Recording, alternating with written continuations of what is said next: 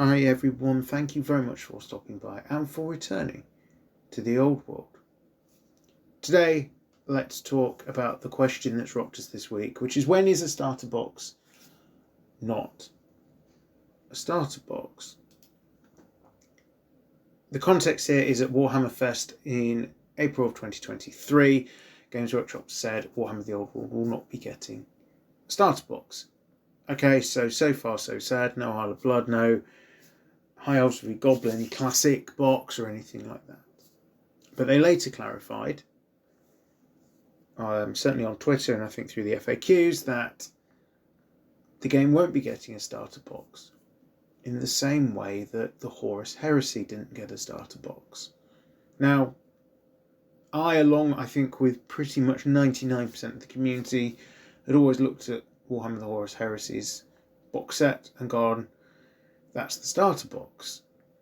It's got all the things you would expect from a starter box to have. So what's the difference? And Games Workshop said, well, a starter box might contain things like your starter leaflet, your terrain, stuff like that.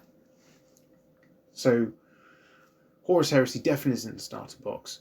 And the reason here is the Horus Heresy is a game that's meant to be for more experienced players. It's not going to be your first war game. Same way Warhammer the Old World won't be your first war game. It's for veterans, so they don't need to put the same sort of things into the box. So it's a box set, it's just not a starter set. Okay.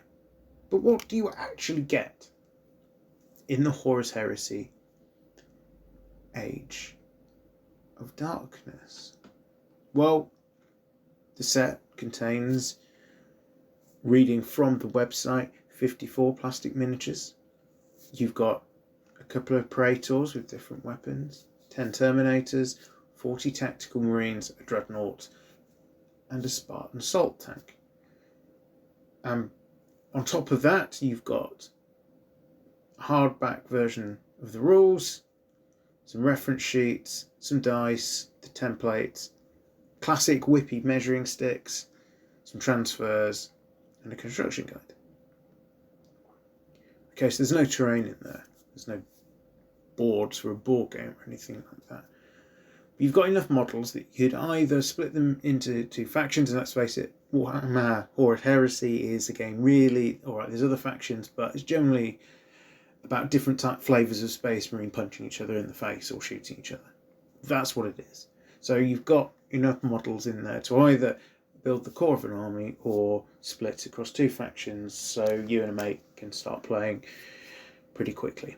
Now, I'll be honest, having gone through what I've just said and the contents of that box, alright, there's no terrain, there's no boards, it's not got a Welcome to Games Workshop leaflet in it maybe, but a box set that has a load of models, rules and dice, your templates, all that sort of stuff, that sounds to me like a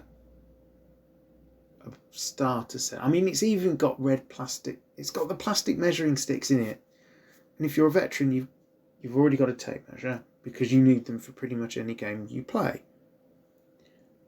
But I don't get it, to be honest. I still think it's a starter box, but if that's the language they want to use, then fine. So, having established that, what does it actually mean? Well, Games Workshop have also said that the first armies that are going to get some love are Bretonnians and Tomb Kings. Now, that's not really an earth-shattering announcement. They're the factions that we've seen models being produced for already,